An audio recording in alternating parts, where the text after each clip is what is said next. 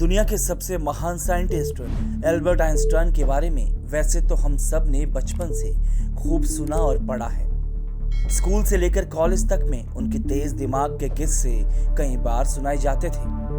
कहते हैं ना, आज तक जिस इंसान ने कोई गलती नहीं की उसने कभी कुछ नया सीखने की कोशिश भी नहीं की। कुछ ऐसा ही मानना था हमारे दुनिया के सबसे महान साइंटिस्ट एल्बर्ट आइंस्टाइन का।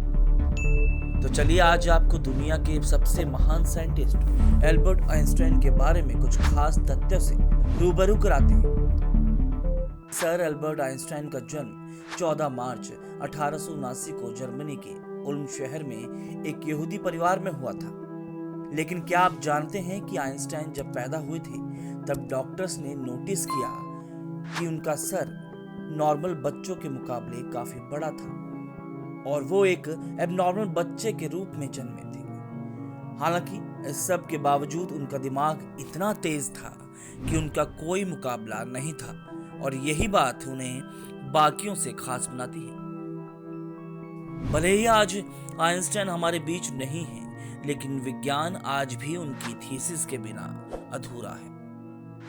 आज भी लोग उनके तेज दिमाग के बारे में जानने की रुचि रखते हैं।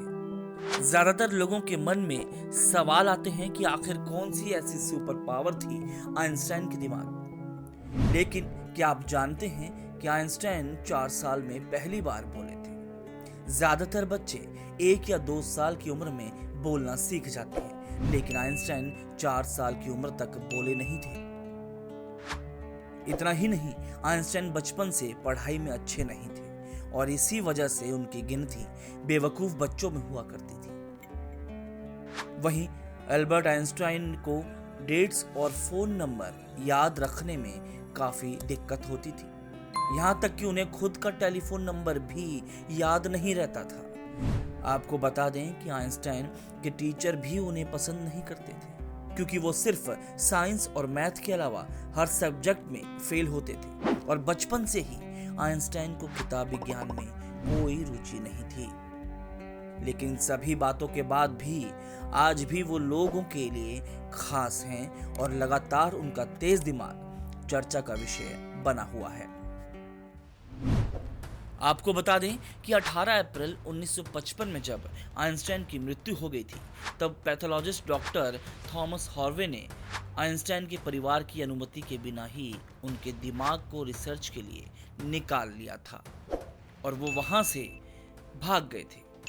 हालांकि उनके इस हरकत के लिए डॉक्टर हॉर्वे को नौकरी से निकाल दिया गया था, लेकिन उन्होंने कहा कि ऐसा उन्होंने सिर्फ रिसर्च के लिए ही किया है और वो वादा करते हैं कि वो इंसान के दिमाग पर रिसर्च जरूर करेंगे ताकि आने वाले समय में इससे साइंस और साइंटिस्ट दोनों को ही कुछ फायदा हो सके।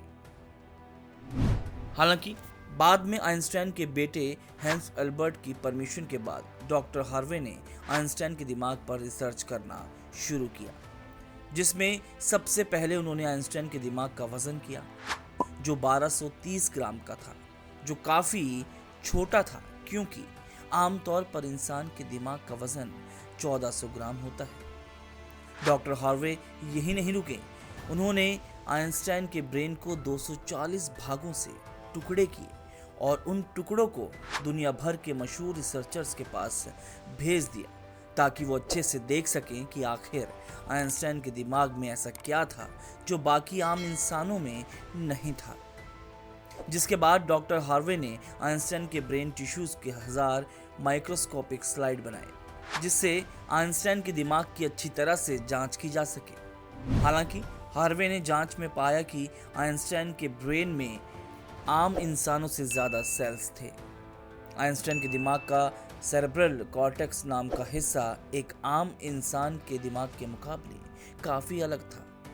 मालूम हो कि इंसान के दिमाग का हिस्सा सबसे जटिल होता है और इसी वजह से साइंटिस्ट का मानना है कि आइंस्टाइन का दिमाग असाधारण सोचता था। वहीं जब साइंटिस्टों ने आइंस्टाइन के दिमाग को एग्जामिन करना शुरू किया तो वो बिल्कुल हैरान रह गए कि उनकी ब्रेन की पैरेट्स लॉक का साइज नॉर्मल ब्रेन से 20% ज्यादा बड़ा था, जिस वजह से साइंटिस्टों का कहना है कि आइंस्टाइन की मैथमेटिकल स्किल और चीज़ों को इमेजिन करने की पावर नॉर्मल ब्रेन से ज़्यादा थी। तो ये थी आइंस्टाइन के रहस्यमय दिमाग से जुड़ी कुछ रोचक बातें।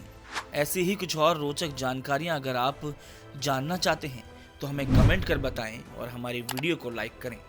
बेल आइकन को दबाएं ताकि नई वीडियो का नोटिफिकेशन मिस न हो।